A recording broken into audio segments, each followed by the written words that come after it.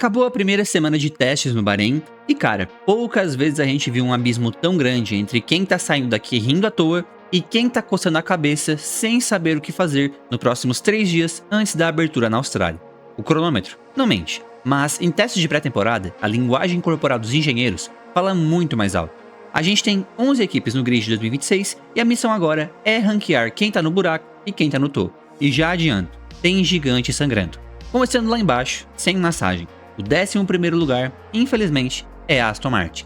Desde o lançamento, o papo já estava torto. Eles vieram com aquela conversa de que o desenvolvimento estava 4 meses atrasado por conta do período de jardinagem do Adrian Newey. Quando uma equipe começa o ano falando que o foco é longo prazo, você já sabe que o curto prazo é um desastre. E foi. A semana no Bahrein foi um show de horrores, principalmente por falta de quilometragem.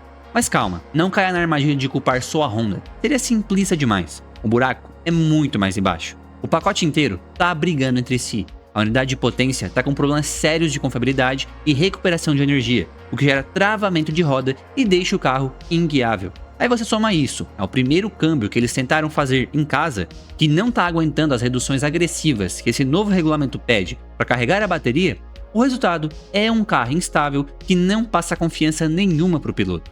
Em números, foram os mais lentos, os que menos rodaram e nem sonharam em fazer simulação de corrida. O Lance Stroll falou que eles estavam a 4,5 segundos da ponta, e a telemetria não deixa ele mentir. O Pedro de la Rosa, tentando apagar o incêndio, admitiu que internamente eles já sabiam que estariam 1 segundo atrás do planejado. E o Alonso? Bom, o Alonso soltou aquela clássica. Disse que o sistema de recuperação de energia é tão ruim que eles têm que soltar o pé do acelerador muito antes da curva, que até o cozinheiro da equipe conseguiria pilotar o carro. Clima pesadíssimo na Aston Martin. E só uma pausa rápida aqui. Cara, se tu é um homem que, não tem muito tempo e gosta de coisas bem resolvidas na tua vida, não quer pensar muito, acordei de manhã e não quero me preocupar com o que eu vou vestir, cara, tu precisa conhecer a Minimal Club. O foco deles é exatamente isso. Roupas minimalistas que, tu vai usar ela tanto pra sair, quanto pra trabalhar, quanto pra treinar. E por que tu consegue usar elas até pra treinar? Porque a roupa deles é feita de algodão egípcio, então ela não amassa, não desbota, ela tem uma regulagem térmica incrível. Todo aquele papo de tech t-shirt que a gente já tá acostumado a ver aqui no YouTube. Só que a deles, pra mim, que já usei quase todas essas marcas, tem uma vantagem absurda. A deles, por ser de algodão egípcio, te deixa arrumado. Então não é igual um pijama, igual certas marcas que tu bota e fica parecendo um pijamão. Não, essa realmente é uma camiseta que tu usa pra sair e tu fica arrumado. Fora que eles têm muitas outras coisas, tem calça, cueca, cara, tem de tudo lá no site deles e tudo de extrema qualidade e com um custo-benefício excelente. Então, se tu quiser garantir, eu vou deixar o link na descrição e no comentário fixado, e tem o meu cupom MOTOR01 que tu garante desconto exclusivo e me ajuda muito a trazer mais conteúdo aqui pro canal. Então, se tu quiser garantir, o link tá na descrição e no comentário fixado. Voltando pro asfalto, em 10º lugar, eu coloco a Cadillac. E olha, aqui não é uma crítica não, é um elogio. Lembra que é uma equipe 0 km? Pilotos novos, engenheiros se conhecendo, mecânicos aprendendo a operar como um time de Fórmula 1 pela primeira vez. O fato deles terem feito um teste respeitável é impressionante. O carro vai ser o mais lento na Austrália? Provavelmente. Falta downforce, isso é visível a olho nu.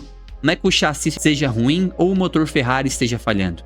É que o carro é cru mesmo. Falta pressão aerodinâmica. Eles causaram algumas bandeiras vermelhas? Sim, mas o que chamou a atenção foi a velocidade de reação. O carro parava, eles resolviam e voltavam para a pista para acumular quilometragem. Isso mostra que, operacionalmente, a Cadillac já nasceu madura. O chefe de equipe estava com um sorriso de orelha a orelha. Eles rodaram mais de 1.700 km, que para uma equipe estreante é gigantesco. O objetivo era entender como o carro reage a mudanças de setup, e isso eles conseguiram. Estão no jogo. Subindo para a 9ª posição e decepcionando os brasileiros, temos a Audi. Eles chegaram no Bahrein chutando a porta com a maior atualização visual do grid, uma configuração de sidepods totalmente nova. Mas a vida de fornecedor de motor exclusivo, assim como a Honda, não é fácil. Eles precisam de quilometragem para desenvolver a unidade de potência e, apesar de algumas quebras, conseguiram rodar mais de 100 voltas por dia. Isso é o lado bom. O lado ruim? O carro é instável demais na freada. É uma briga constante entre balanço e travamento de roda. E aqui entra a parte técnica. Tanto a Audi quanto a Honda ainda não têm o refinamento no software de entrega de potência que as outras têm. O piloto pisa no freio, começa a reduzir marcha para carregar a bateria e manter o turbo girando e o carro simplesmente não aceita. A traseira solta, a frente trava. É aquela instabilidade na entrada de curva que tira toda a confiança do piloto para atacar. Eles têm potência, mas ainda não sabem como entregar isso no asfalto de forma suave. Em 8º lugar, a Racing Bulls. Foi um teste bem misto para eles. A confiabilidade do novo motor Ford até que segurou a onda, mas eles sofreram com problemas periféricos que cortaram o tempo de pista no início. O maior drama lá dentro é a pilotagem. Tanto os pilotos quanto a telemetria mostram que o chassi não está lidando bem com o torque brutal dessa nova unidade de potência. O carro é arisco. O Liam Lawson, que não é de reclamar à toa, rodou na curva 8 e tomou um susto enorme nos S's da curva 7. Ele foi bem sincero depois do teste. Disse que o estilo de pilotagem mudou muito, o carro está sensível demais e ele ainda não domou a máquina. A próxima semana vai ser crucial para eles tentarem achar performance, porque, por enquanto, eles estão brigando para manter o carro apontando para o lado certo. Sétimo lugar vai para a Williams, e aqui tem um ponto interessante. Eles foram os únicos que pularam o checkdown em Barcelona. Chegaram no Bahrein com a faca nos dentes para recuperar o tempo perdido. E conseguiram. Empataram com quem mais rodou no grid. Confiabilidade de tanque de guerra. O James Vowles deixou claro. Zero foco em performance agora. O negócio era mapeamento aerodinâmico e correlação com o simulador. Eles estão aprendendo sobre o novo motor Mercedes. E o carro, apesar de estar acima do peso, parecia bem nascido. Não tem nenhum vício grande, não tem comportamento estranho. É uma base sólida. Claro, é cedo para falar de velocidade pura, até porque eles não forçaram nada. Mas a confiabilidade da Williams, e por tabela da Mercedes, é um sinal muito positivo. O carro faz o que o piloto pede, e nessa fase do campeonato, isso vale ouro. Na sexta posição, a Alpine. Se a gente ignorar o final caótico onde o Colapinto quase enfiou o carro no muro treinando largada, foi uma semana promissora. Eles tiveram problemas de confiabilidade? Tiveram, mas o diretor esportivo cantou a pedra. A culpa não foi do motor Mercedes, foi de pequenas cagadas de instalação e de programação da própria equipe, coisa que dá para resolver.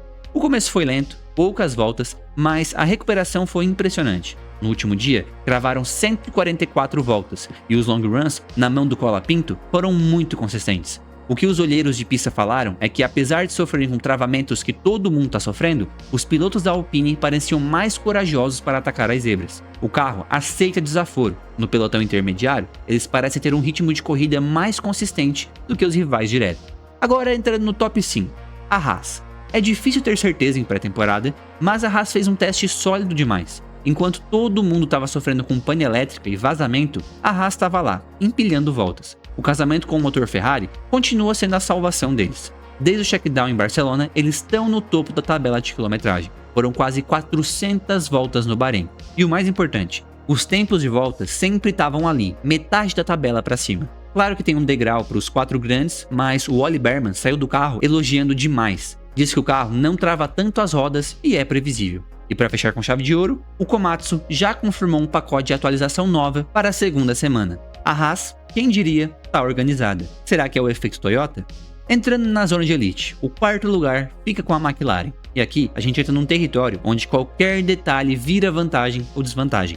Nessa fase inicial de aprendizado, com o novo regulamento de motores, ser cliente parece que cobra um precinho. Quem estava na pista observando notou que a McLaren não tem a mesma consistência no carregamento e na entrega de energia da bateria que a equipe de fábrica da Mercedes tem. É sutil, mas está lá.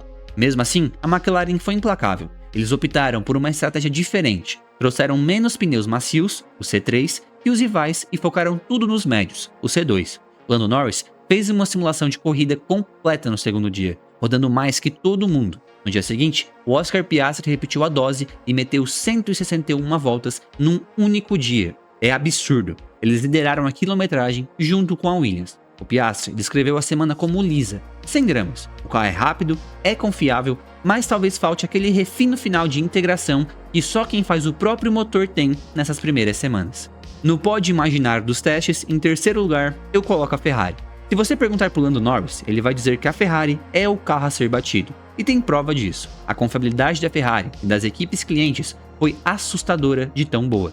O único problema notável foi o Lewis Hamilton parando na pista no fim do terceiro dia, mas a própria Ferrari confirmou que foi pane seca programada. Eles queriam ver até onde o carro ia com o cheiro de gasolina. Teste é para isso. Somando Barcelona e Bahrein, ninguém rodou mais que os motores Ferrari.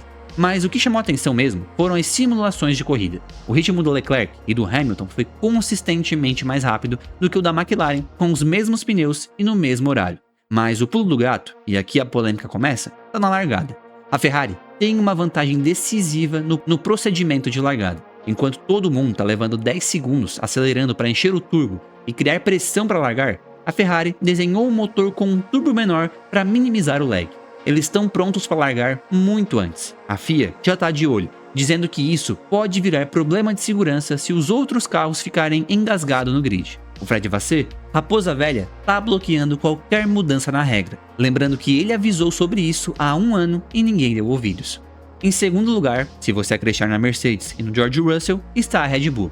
E a grande surpresa aqui é o motor. Todo mundo, e eu me incluo nessa, tinha um pé atrás com Red Bull Powertrains e a Ford. Primeira vez fazendo motor, complexidade absurda, tinha tudo para dar errado. Mas não deu. O destaque que deixou os rivais coçando a cabeça foi a eficiência em reta. Nos long runs, a Red Bull tinha as maiores velocidades finais, não só por aerodinâmica, mas porque o motor consegue despachar energia por mais tempo sem sofrer o clipping, aquele corte de potência no final da reta por falta de bateria. O pacote está muito refinado, anos-luz à frente de Audi e Honda nesse estágio. A integração com o câmbio está perfeita, permitindo reduções brutais sem desequilibrar o carro. Pierre Wacher, diretor técnico, está fazendo o papel dele de jogar a expectativa para baixo, dizendo que a tração em baixa velocidade ainda perde para os rivais, que era o calcanhar de Aquiles do ano passado. Mas a linguagem corporal do Isaac Hadjar conta outra história. O garoto, mesmo depois daquela batida em Barcelona, está andando muito e soltou a frase que gela a espinha dos adversários. O carro está muito além do que eu esperava. Perguntaram se dava para ganhar corridas em 2026. E ele respondeu um sim, seco e direto. A Red Bull está viva e muito viva. E finalmente, em primeiro lugar, se você acreditar na Ferrari e no Leclerc, é a Mercedes. O começo não foi perfeito. Tiveram que trocar o motor do Kimi Antonelli no segundo dia, o que matou a quilometragem deles. Mas, olhando o quadro geral, Barcelona e Bahrein somados, eles ainda são os terceiros em quilometragem. O que coloca a Mercedes no topo é o comportamento do carro na pista. É de longe o mais dócil e complacente. O Antonelli, que não é bobo nem nada, estava atacando as curvas com uma agressividade que a gente não viu em mais ninguém, usando toda a zebra na entrada e o carro nem se mexia, estável, pregado no chão. E tem um elefante na sala, a tal brecha na taxa de compressão do motor. A Mercedes tá tentando jogar os holofotes pros outros, escondendo o jogo, mas a preocupação no paddock é real. Todo mundo suspeita que eles acharam algo que os outros não viram. Nos long runs, a Mercedes parecia mais estável que a Ferrari, quando dividiam a pista. E quando o Russell e o Antonelli resolveram apertar o pé para fazer volta rápida na sexta, o tempo veio muito fácil. Eles têm a confiabilidade, têm a estabilidade e, ao que tudo indica, têm o segredo no motor. Resumo da ópera: Aston Martin está em crise, o meio de pelotão está embolado com vantagem para Haas e Alpine, e lá na frente, a briga de foice entre McLaren, Ferrari, Red Bull e Mercedes vai ser decidida nos detalhes técnicos e em quem está escondendo menos o jogo. A segunda semana de testes vai ser a prova dos 9. É isso, galera. Se você curtiu essa análise direto ao ponto, já sabe, se inscreve aqui no canal para dar aquela força pro nosso trabalho. O link da Minimal tá na descrição e não esquece de usar o cupom MOTOR01 para você andar com estilo e com peças que duram muito. E se você quiser entender como o Schumacher reconstruiu a Ferrari, assiste o vídeo que tá aparecendo agora na tela. Eu sou José e esse é o Paddock Motor. Valeu, galera!